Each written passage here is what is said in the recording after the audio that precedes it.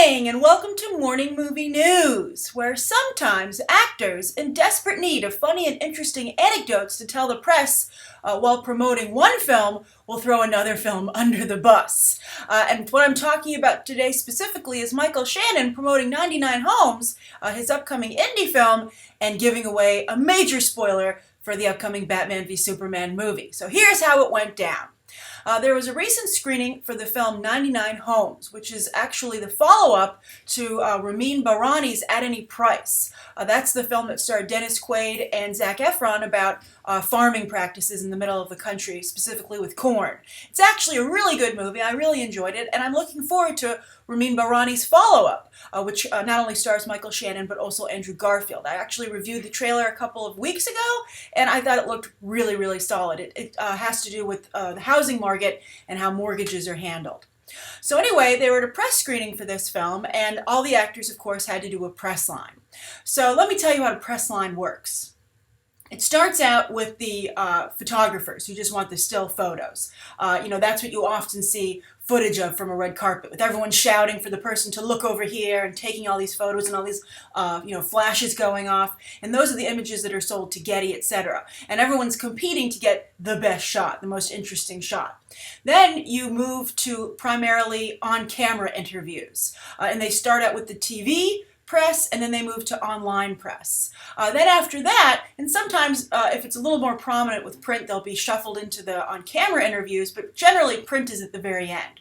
And when you get to the print section, they really just go all over the place because they don't have you on camera. They can't really, show that you're at this premiere. That's why they put the background up with the movie's title, because they know that you might be asking questions that have nothing to do with the movie. In fact, you most likely are, so they want to make sure that the movie that's being screened gets credit. But with print, there's no image, so they often just try and get any kind of story they can out of someone. Be it they ask some silly questions, or they'll try and get information about a big movie like Batman v Superman: Dawn of Justice. And sometimes, and this will even happen with the on-camera interviews as well, to the point where publicists will often say, you've got to ask about the movie that we're actually here to screen today. But sometimes they just want press. If it's a small movie like this, like 99 Homes, like if it's a big movie, like for instance, on the red carpet for Spy with Melissa McCarthy, they were like, you have to only ask about the movie. But for a movie like 99 Homes, which is so small, they just wanted to get in the press in any way possible. So if you want to ask a Batman v Superman question, go ahead, because as Vulture did, they referenced that it was at the 99 Homes screening. So as everyone rushes to read this information about Batman v Superman, they see the name 99 Homes. So that's a little bit of information on how press works for these smaller films and just press lines in general. And Michael Shannon was all too happy to oblige. So they ask him about Batman v Superman, and they say, oh, you're in the trailer. And Michael Shannon says, I haven't seen the trailer, so I don't know that I'm in the trailer. And it's like, what? How have you not seen the trailer, Michael Shannon? It's for a major movie that you're in. I mean, was your Man of Steel experience that bad that you're like, I don't even want to look at it?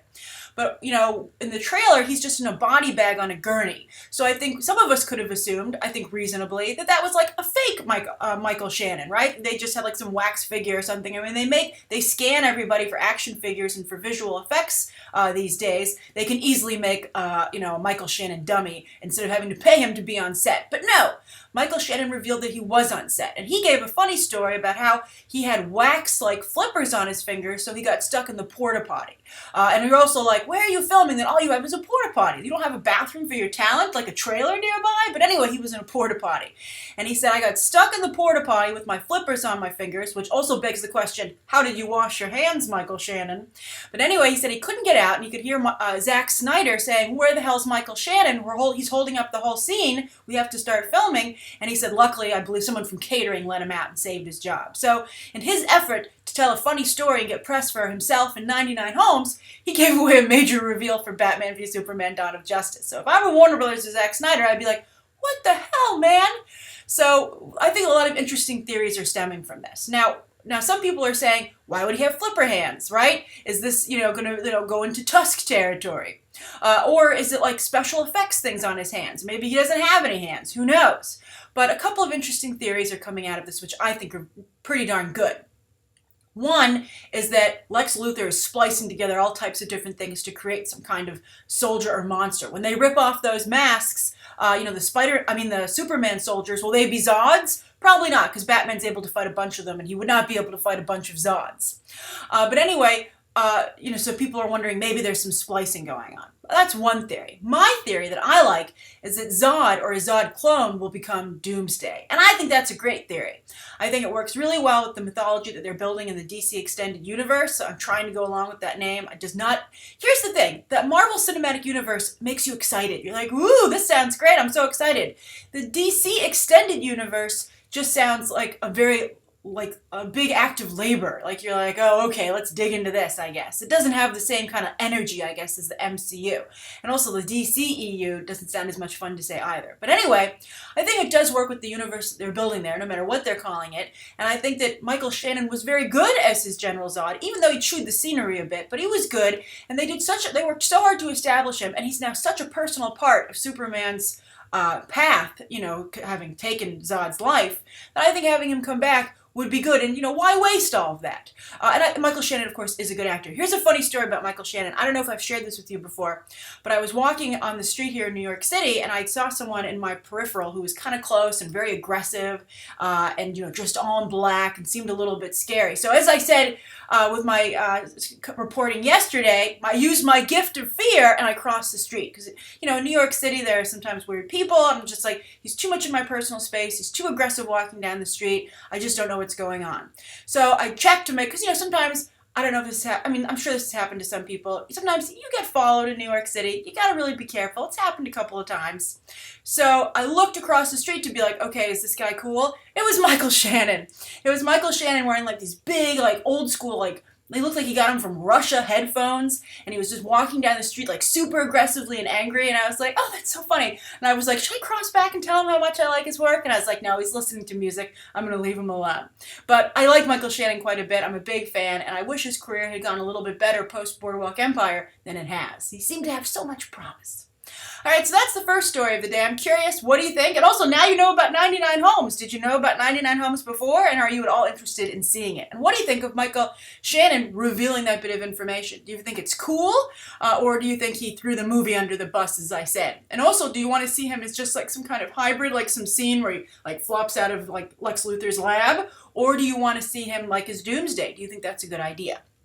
All right, so that's the first story of the day.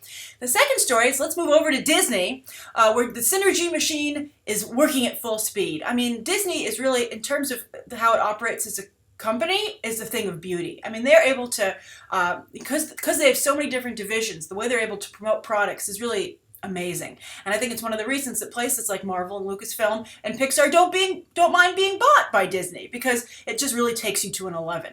So they're working very hard to launch a new franchise that's become clear, and that's the Jungle Cruise. Now, the Jungle Cruise has always been a popular ride. Members of my family just absolutely adore it. I think it's pretty good. But just if you're not familiar with the Jungle Cruise, it's actually it's an original Disneyland attraction. And what it is that you go on a tour of deepest Africa with fake animals. And because the animals are fake, when the ride first began, that was awesome, right, in the 1950s. But today, of course, you can see lots of exotic animals all the time.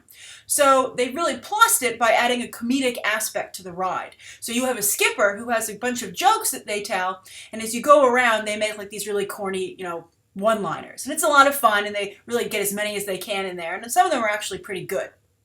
And actually, a lot of famous people have been jungle skippers. For instance, John Lasseter was a jungle skipper when he worked at the Disney theme park. I forget if it's Disneyland or Disney World, but he was a Jungle Cruise skipper. So it's a really cool job, has a lot of Disney history, and it's one of the original rides. So as Disney looks to turn properties into movies, which they're doing quite effectively, 90% of the time, they've now turned their sights to the Jungle Cruise. And it's again a beautiful thing of synergy. So what are they doing? Well, the first bit of news that was revealed is that they're opening a Jungle Cruise restaurant right near the ride in Disney World at the Magic Kingdom, where it's going to be a dining experience with several themed rooms, just like the Be Our Guest restaurant in the Fantasyland expansion. I'm sure those of you who aren't theme park fans are like, what? This is getting so complicated. But if you're a theme park fan, you know exactly what I'm talking about. You might even already know what I'm talking about. But anyway, Be Our Guest restaurant is very popular. It's very hard to get a reservation in there. And if you want to eat there when you don't need a reservation, there's a long line. But of course, that's promoting their upcoming Beauty and the Beast live action film.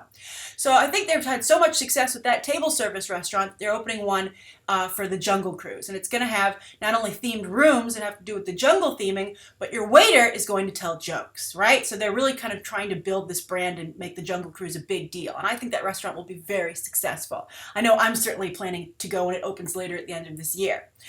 So anyway, they're now yesterday revealed that they're making a Jungle Cruise movie, and suddenly the restaurant makes a lot more sense. And who's going to star in it? Why, none other than Dwayne Johnson, who was getting so many movie deals off of San Andreas, which made a ridiculous amount of money. It was a very good movie. I really liked that film, as you might recall from my review, and it's been one of the more solid box office performers of the year. Not only in terms of what it brought in, but its budget. It was a very, very not only a well-made film from a creative standpoint, but from a business standpoint. And also Dwayne Johnson proved how hard he works to promote his movies. And also, he's a nice guy. So everybody wants him. I mean, for instance, he probably closed this deal at the D23 Expo where he was there to promote Moana, and everyone said he really came to bat for the company. Like, he was very enthusiastic, and he really worked hard to sell Moana, which I'm sure the Disney executives appreciated. So they're like, why aren't we making more movies with this guy, like our friend Lupita? So they signed him on for Jungle Cruise, and this is what we know about the movie so far. It's going to take place in the 1950s, and it's going to draw heavily on The African Queen, that Humphrey Bogart, Katharine Hepburn film. That's a pretty good movie. It's a classic. If you're ever looking for something to check out, I would. I prefer Out of Africa, actually, with Meryl Streep and Robert Redford, but that doesn't take place on a boat. But anyway, that's what they're going to try and base it on. And also, interesting fact, the ride is somewhat based on The African Queen to begin with. Now, I think it's very interesting they've cast Dwayne Johnson because, again, the Jungle Cruise ride is famous for cheesy one-liners. And who is great at delivering cheesy one-liners? The Rock. I mean, as I said in my review of Furious 7, he's just a giant block of cheddar in that movie. So if anyone is not only willing to deliver those types of lines but can pull it off, it's Dwayne Johnson. Now, my only concern is that Dwayne Johnson has a real family vibe about him when he makes these types of films. Even San Andreas, he was playing a father, which I loved.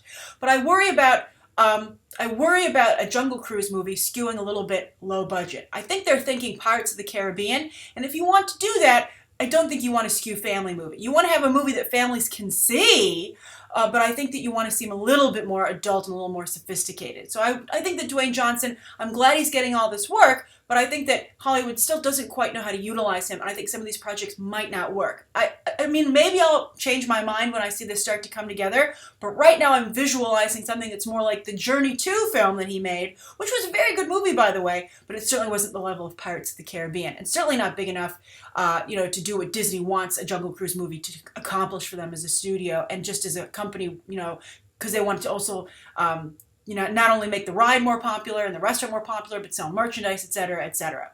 So anyway, I'm curious, what do you think of all these Jungle Cruise plans? Do you think Disney's right to make this their next big bet in terms of brand building? And do you think they were right to choose Dwayne Johnson to head up that brand? All right, so that's the second story of the day. Now, the third story of the day has to do with He-Man. And they're still trying to get a He-Man movie going, a new He-Man film. Of course, they have that old one with Dolph Lundgren, but they're still trying to do He-Man. They've tried to update He-Man several times. There was an animated series a couple of years ago. Didn't really catch on. I think He-Man's a difficult property because it's very 80s. There's different aspects to it, like Eternia, Battle Cat. It has a big reliance on secret identities. And so it's difficult to adapt, I think, to today's audience, particularly when we're starting to skew a little more real world with these properties. But anyway, they're trying. I believe it's a Sony picture, but the reason it's in the news is because they just hired a screenwriter, and a very interesting screenwriter indeed. Who is it? It's Christopher Yost, who will work on the film with his writing partner, Craig Kyle. And Christopher Yost is starting to move big time into the movie business. And the reason I think that he's going to register with a lot of us, as he does with you, as he does with me, is because he's a very big name in comic books and animation, comic book animation. So what has he done? Well, he worked on X-Men Evolution. He was one of the main writers on that show, and he invented the character, by the way, of X-23, the female Wolverine, and he went on to introduce that character into the comics. He was also worked on the Batman animated series. That's the one, not the cheesy, funny one that came out, The Brave and the Bold. This is the one that recently debuted that had Katana in a major supporting role. He worked on Wolverine and the X-Men, which was somewhat well received, but he also did Avengers Earth's Mightiest Heroes, which was very well received. He's a very cool guy. interacted with him a little bit back when I worked at Marvel, when I was the host of The Watcher, because we were promoting Earth's Mightiest Heroes through that show. So he was very nice. I enjoyed my interactions with him. He's a cool guy, and I actually do enjoy his comic books. I think he's a very solid writer. He's one of those few writers who you can always rely on to write solid comics. I'd say he's a middle of the stack guy. He's not a top of the stack writer, but he's definitely a middle of the stack writer. Not some writers where you go, why am I still buying this comic? He's not that kind of writer, thank goodness. But he's actually starting to get quite a bit of traction in the movie business, writing live-action movies. He worked on Thor: The Dark World. Now, I know you might be a little concerned because that film wasn't so great, but he only worked to try and fix it. And I guess he did the best he could. But Marvel apparently was so pleased with his work on that, they hired him to write Thor Ragnarok straight out. And based on that work, now he's moving over to He-Man. So I think it's interesting, and I'm very happy to see it, that finally people who work in comic books are starting to move over into live action. I think it's really not cool to disregard their contributions to the medium over years of work. And it's also like Geoff Johns going to work on Ben Affleck's solo Batman movie, which I think is very encouraging. Because again, I just love Geoff Johns' Batman Earth 1 titles. I think they're absolutely fantastic, and there are 2 graphic novels out at this point, and you really should do yourself a favor and pick them up. So I'm so happy to see this talent moving over to the big screen, and finally, not having a situation where in the movie studios, they're like, okay, well, thank you for your characters, bye-bye now, and then they go and mess them up. All right, so those are the 3 stories of the day. Now, speaking of, adapting properties, I have a very interesting question from BTT viewer, That One Pixel. And That One Pixel says, question, Grace, why is it that a movie will begin production with plenty of great ideas, but somewhere down the line of production, someone's decides to simply abandon the idea, whether it's been filmed or not, and simply proceed with making a generic dumb movie that leaves audiences and critics saying that it was a waste of money and talent? When a studio is making a new movie, I understand that they've put a lot of money at stake, but them interfering only ever seems to guarantee them a massive loss in profits if they make any at all. They've already taken the financial risk from the beginning, so why not just let the film run its course with the people that they've hired to do the job? I think that's an interesting question. I think it's not a good idea to assume that studio interference, no, I wouldn't even always call interference is bad. I would point to films like The Matrix. For instance, when you look what happens with the Wachowskis when they are not monitored, it's a disaster. So I think just like there are people who don't know what they're doing with writing and directing movies, there are people who don't know what they're doing when it comes to producing films. But on the flip side, just like there are very talented writers and directors, there are very talented producers and studio executives who do know what they're doing. For instance, I feel that Warner Brothers really let George Miller down with Mad Max Fury Road because they didn't guide him to making something that was commercially viable, right? And so now they find themselves in a very difficult situation that they didn't need to be in. So I think also if you want to work in the movie business, I think it's a bad idea to view the people who will hire you as the enemy. I mean, keep your guard up, but I think it's just really a negative place to start where you're already at odds with, the people who are giving you a job and paying for everything.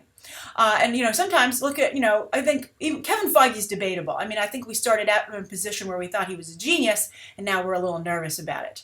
But anyway, ideally, everyone works together. It's what they say about a good compromise. No one's 100% happy, and that's what makes it a good compromise. And I think, with movies. So what's happening with movies? Well, so much money is at stake, and I think the crux of the problem, in my opinion, is that a lot of people who make movies, unfortunately, don't watch movies.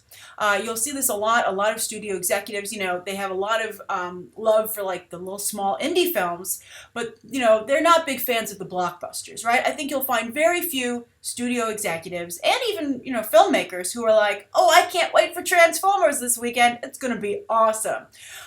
Even with the Marvel movies, I mean, Kevin Feige's a big fan, and I think that's really helped the MCU in that regard.